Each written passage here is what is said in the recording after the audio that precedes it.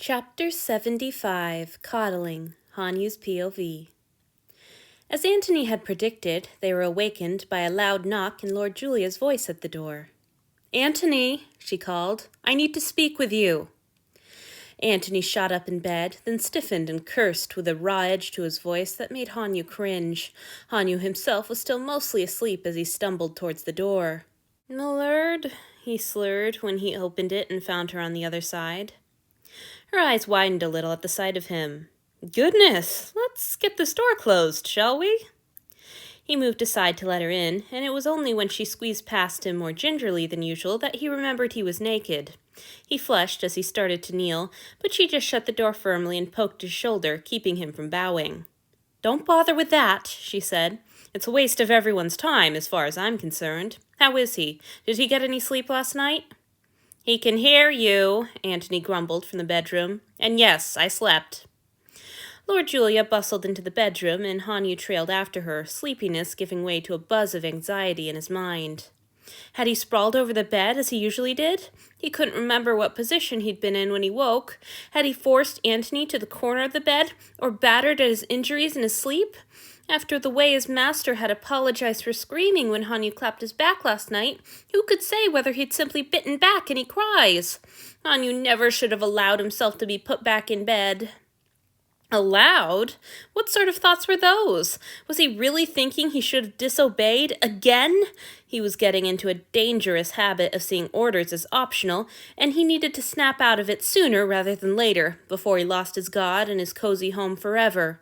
He hoped Antony wouldn't go easy on him once he was finally able to carry out his punishment. Perhaps that would be soon. Antony looked a little better, but Hanyu couldn't trust his perception of that either, after seeing how quickly his master had hidden his tears from Lord Julia yesterday. Now the god swatted weakly at his friend when she reached for his bandages. "Let me sit on the floor," he demanded. "I don't want to bleed on the sheets." "Oh? Does that mean you think you're going to bleed?" From where he hovered behind her, Hanyu couldn't see the glare Lord Julia leveled along with those words, but Antony's flinch was plain enough. Meekly, the god mumbled, "Maybe. How should I know? You're the healer."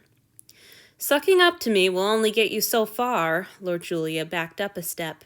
"The floor, then, if it'll make you feel better." Antony lowered himself down so warily that Hanyu hurt just from watching him. The sympathy pains intensified when Lord Julia undid the bandages with a practiced hand, allowing him to see the bloody ruin of Antony's back. "You pulled your stitches out!" She wasn't yelling, as Antony had said she would, but she was definitely chiding. "It does look much better, though. I'm glad you slept." "Better? This wreckage was better? What did Antony look like last night? What did he look like before he drank that bowl of blood?" The soft, strangled noise must have come from Hanyu's own throat, because Antony and Lord Julia both turned their heads to look at him. He realized hazily that he'd pressed a hand to his mouth. "Shit," Antony muttered. "You don't have to look at this, Hanyu. Is it time for you to exercise yet? You could—" "No!" Hanyu realized belatedly that had been inexcusably defiant, so he tacked on a hasty, "My lord, but please don't send me away today. I want to stay with you. I can fetch things so you don't have to get up." Antony huffed. "I don't need many things fetched. It's a benefit of not eating or drinking." "Please?" Hanyu clasped his hands together in entreaty, though he wasn't sure his master could see the gesture from where he knelt. "Please don't make me leave you today. I'll be so good and quiet. You won't even know I'm here." Antony and Julia snorted in unison, which Hanyu thought was rather unfair. She had barely met him. "All right, then." Finally, Antony really sounded like himself. That was the grumble that meant, "I know I should be stern, but I can't be asked. But go put on some clothes on, will you? You don't have to look at all this mess." Hanyu wished he could say something strong and romantic, something like, "I don't see any mess, only you." But the truth was, the sight of all that bruised, torn skin and the impossible number of tiny, neat stitches and weeping scabs holding it together was making his gorge rise. He gave a shallow bow and turned to, for once, do as he was told.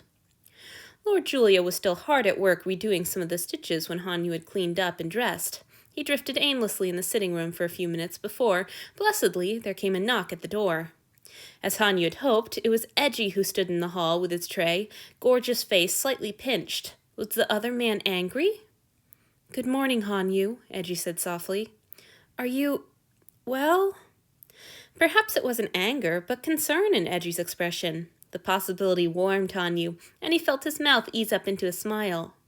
"I'm fine, thank you," he assured Edgy, then dropped his voice to a whisper. He knew the gods could hear whispers, but maybe they were too busy with each other to notice. "Did Felix tell you what happened yesterday?" Edgy's face pinched a little more, and Hanyu realized he'd used his master's name without any honorifics. Before he could amend his statement, however, the other man was whispering back. "A little, yes," he breathed, glancing nervously over Hanyu's shoulder. "Is Lord Antony here?" At Hanyu's nod, Edgy hastily thrust the tray into his hands. "I'll get out of your way, then," he said. "But I'm glad you're well, Hanyu. I never... have a nice day." Hanyu stood bewildered for a moment as he watched Edgy bolt to his cart and head for the next door. The man might be gorgeous as a statue and unusually forgiving, but he made no sense. By the time Hanyu was settled with his breakfast, Lord Julia came out of the bedroom. She was wiping her hands on a red-streaked rag. The sight of that made Hanyu's belly swoop dangerously, and he pushed his potatoes away. "How are you feeling?" she asked. "I know he doesn't usually drink from you 2 days in a row, but he could use another feeding today. If you're not feeling up to it, I can find someone else." "I feel fine!" Hanyu pulled his plate back, determined to prove his heartiness. "It won't be a problem." Lord Julia smiled a little and shook her head. "All right, then. The rest of my instructions are simple enough. Just keep him in bed. I'll be back before sundown to change his bandages, so try not to let him move too much before then." "Of course, my lord." Remembering her admonishment against bowing, Hanyu just bobbed his head repeatedly. "Thank you so much." "I'll see you later." When she was gone, Hanyu shoveled down the rest of his food so fast that he got the hiccups. He let out an almost painful one as he returned to the bedroom. Antony was propped up in the middle of the bed, a large pillow under his chest. He had a book, but when he heard Hanyu, he turned to look at him. "Are you sure you don't want to go above deck?" the god asked. "Today will be very boring if you're stuck with me." "After yesterday, a boring day sounds..." Another hiccup. "Amazing." Antony huffed a soft laugh. "I can't disagree with you there, but won't your friends be worried? Last I saw of you, you were running off by yourself."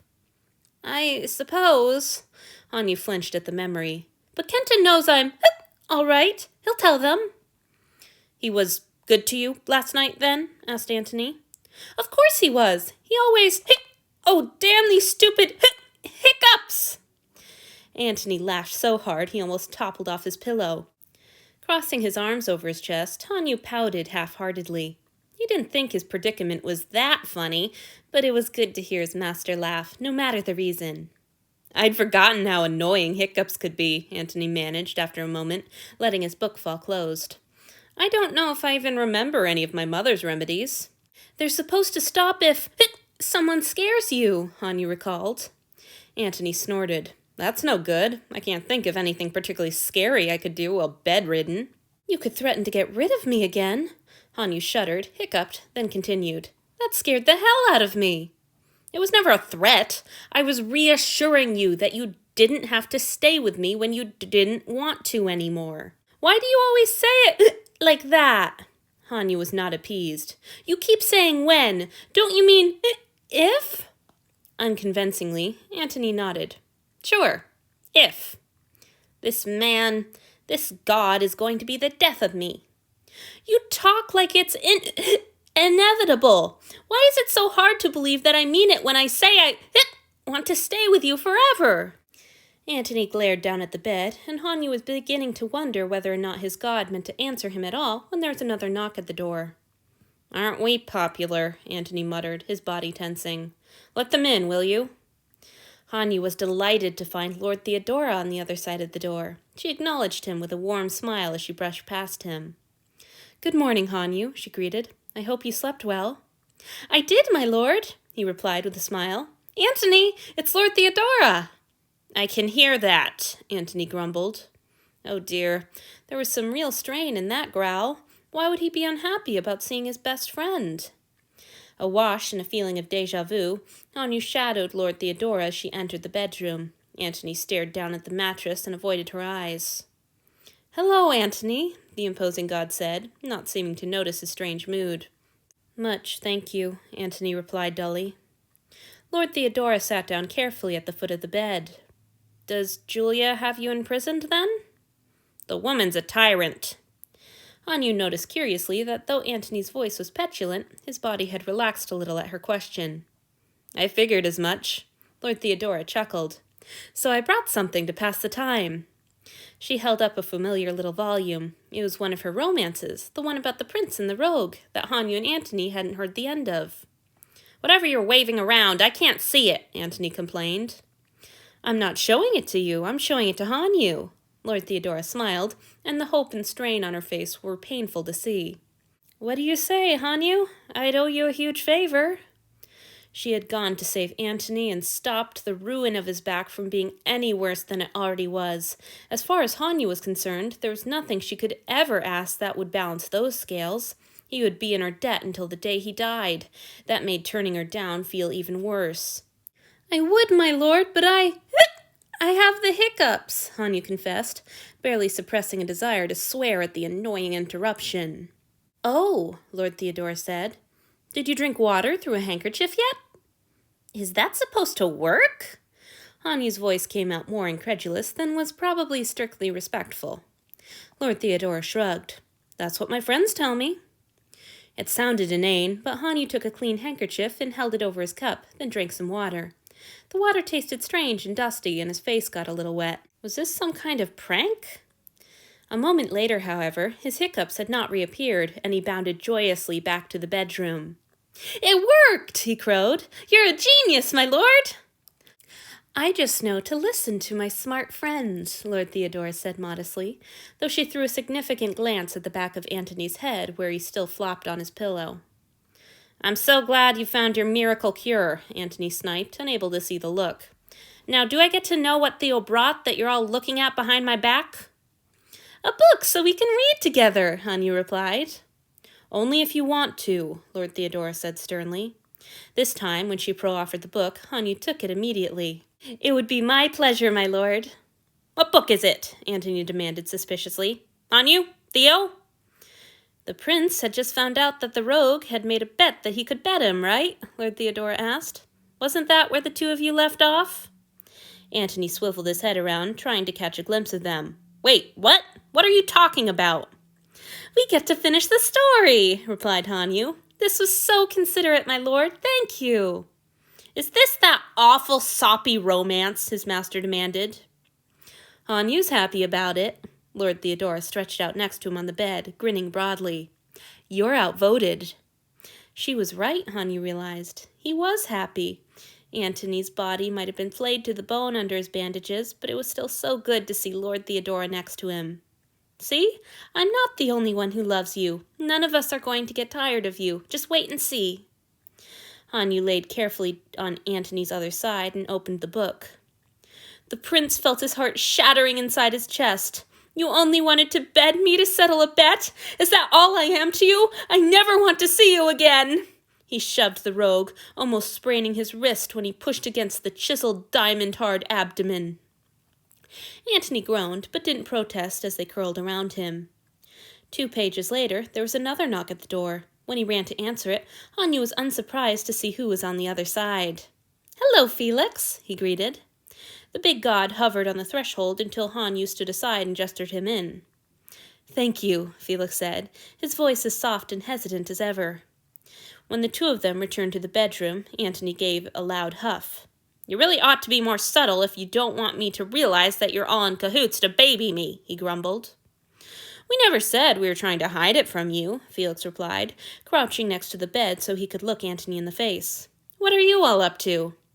"We're reading a book," Hanyu said, picking the little volume up again. "You can join us if you want." Felix cast a quick glance at Antony, and Hanyu froze. Fuck, why could he never remember his place? He certainly shouldn't presume to offer an invitation to his master's room. No matter how relaxed he felt with these 3 gods, he mustn't forget that he was not one of them, and these rooms were not his, and... "Please forgive my presumption, my lord," he squeaked, unsure who he was addressing. "I didn't mean—" "Oh, settle down," Antony sighed.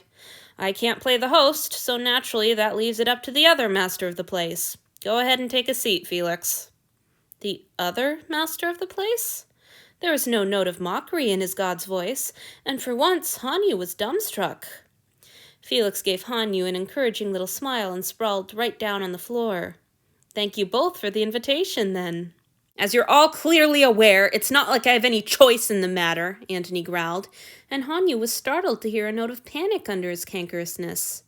"I can't chase you off, so you have all the time you want to point and laugh." "What the fuck?" Lord Theodora jerked up, supporting herself on her elbow so she could stare down at him in disbelief. "Do you hear us laughing? There's only one person who might enjoy seeing you like this, and he's not here." "Theo," Felix warned softly, but she charged ahead. "This isn't some joke. We're not happy that you're hurt, and we sure as hell are not laughing at you." "Coddling me, then," Antony spat. "That's no better." His slender hands were clenched tight over the sheets, squeezing the fabric into balls.